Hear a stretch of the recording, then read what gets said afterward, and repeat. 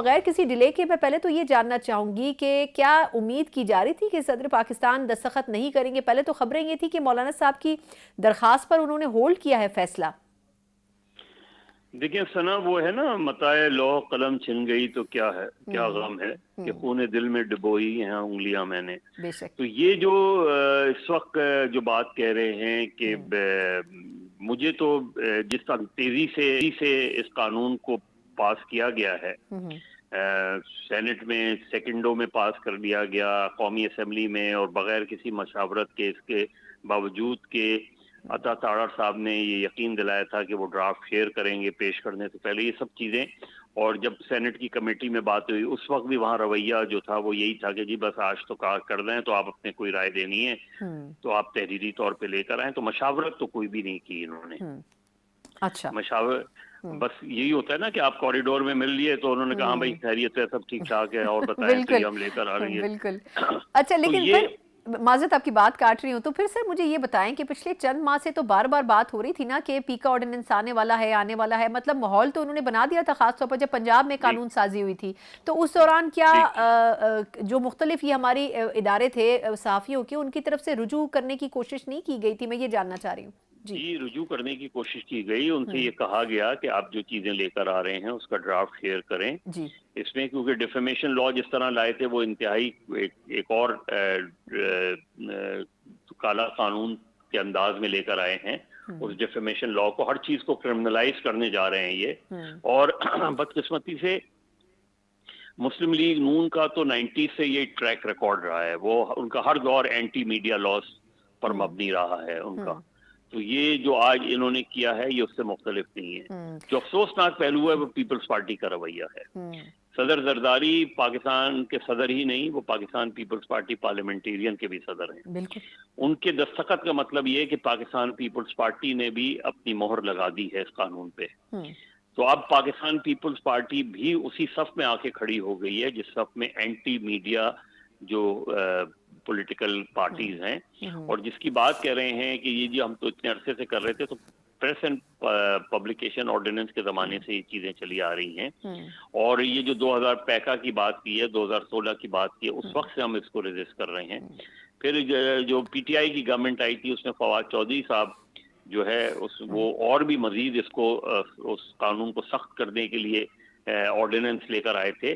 اور اس وقت مسلم لیگ نون اور پیپلز پارٹی ہمارے احتجاجی کیمپوں میں آ کے ہمارے پروٹیسٹ میں شریک ہو کے یہ پلیج کرتے رہے ہیں کہ اس آرڈیننس، اس قانون کو ہم جو ہے ختم کریں گے. آج وہ انہوں نے اس سے بھی زیادہ بدترین قانون لے کر آئے ہیں. اور یہ جو ریزسٹنس ہے وہ ہماری چلتی رہے گی، جو احتجاج ہے ہمارا چلتا رہے گا. مظہر صاحب سر لاسٹ فیو منٹ سے مجھے آپ صرف اگر یہ عام لوگوں کے لیے سمجھا سکیں کہ یہ جو دونوں آرڈیننسز ہیں، آپ کے خیال میں اس کے بعد بولنے کی کتنی گنجائش رہ جائے گی؟ دیکھیں، جو اس کے بعد یہ جو بھی ان کی اتھارٹی ہوگی، جو بھی ریگولیٹر ہوں گے وہ فیصلہ کریں گے کہ آپ نے یہ جو جملہ کہا ہے یہ فیک اس میں آتا ہے یا یہ ٹھیک ہے. اب آپ کو پروف کرنا ہے کہ یہ فیک نہیں ہے.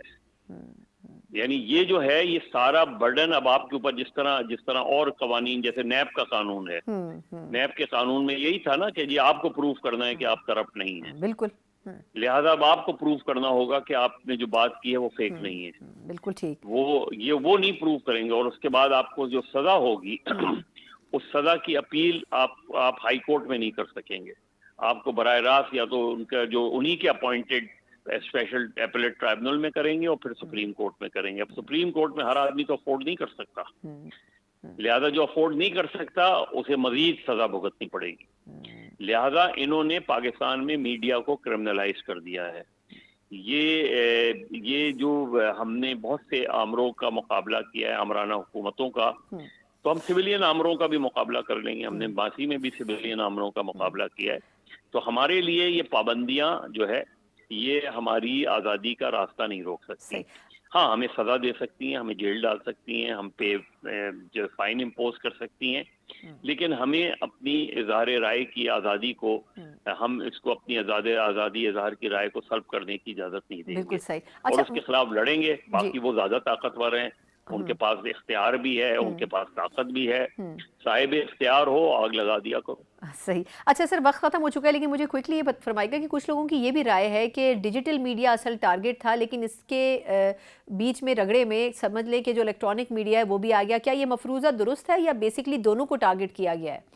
دونوں کو دیکھیں, اس میں وہ کسی کو بھی ٹارگٹ کریں گے, آپ یہ یاد رکھیں. جب پیکا 2016 آیا تھا تو اس میں ٹارگٹ جرنلسٹ بھی ہوئے تھے. کیا ان جرنلسٹوں کو ٹارگٹ نہیں کیا تھا جنہوں نے جمال خشوگی کی تصویریں اپنی پوسٹ پہ لگا دی تھی؟ ان سب کے خلاف کیسز بنائے گئے. پھر کیا شادیب جیلانی کو نہیں اٹھایا گیا؟ پھر کیا متی اللہ کو نہیں اٹھایا گیا؟ پھر کیا ستور پر جو ہے گرفتار؟ یہ ساری چیزیں ہیں, یہ جس کو چاہیں گے. اور ظاہر ہے عام طور پہ جب ایسے قوانین لائے جاتے ہیں تو یہ ہمیشہ کرٹیکل وائسز کو ٹارگٹ کرتے ہیں. یہ قانون جو ہے یہ دراصل فیک نیوز ختم کرنے کے لیے نہیں ہے, یہ دراصل سرکاری فیک نیوز کو پروموٹ کرنے کے لیے ہے. اب آپ کو پروف کرنا ہے کہ یہ فیک نہیں ہے. یعنی یہ جو ہے یہ سارا برڈن اب آپ کے اوپر, جس طرح اور قوانین جیسے نیب کا قانون ہے, نیب کے قانون میں یہی تھا نا کہ جی آپ کو پروف کرنا ہے کہ آپ کرپٹ نہیں ہیں. بالکل. لہذا اب آپ کو پروف کرنا ہوگا کہ آپ نے جو بات کی ہے وہ فیک نہیں ہے. بالکل ٹھیک. وہ نہیں پروف کریں گے, اور اس کے بعد آپ کو جو سزا ہوگی اس سزا کی اپیل آپ ہائی کورٹ میں نہیں کر سکیں گے. آپ کو براہ راست یا تو ان کا جو انہی کے اپوائنٹڈ اسپیشل ایپلیٹ ٹرائبونل میں کریں گے اور پھر سپریم کورٹ میں کریں گے. اب سپریم کورٹ میں ہر آدمی تو افورڈ نہیں کر سکتا, لہذا جو افورڈ نہیں کر سکتا اسے مزید سزا بھگتنی پڑے گی. لہذا انہوں نے پاکستان میں میڈیا کو کرمنلائز کر دیا ہے.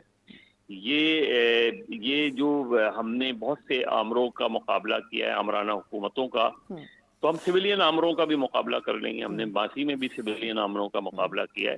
تو ہمارے لیے یہ پابندیاں جو ہے یہ ہماری آزادی کا راستہ نہیں روک سکتی. ہاں, ہمیں سزا دے سکتی ہیں, ہمیں جیل ڈال سکتی ہیں, ہم پہ جو فائن امپوز کر سکتی ہیں, لیکن ہمیں اپنی اظہار رائے کی آزادی کو, ہم اس کو اپنی آزادی اظہار کی رائے کو سلب کرنے کی اجازت نہیں دیں گے. اور اس کے خلاف لڑیں گے. باقی وہ زیادہ طاقتور ہیں, ان کے پاس اختیار بھی ہے, ان کے پاس طاقت بھی ہے. صاحب اختیار ہو, آگ لگا دیا کرو.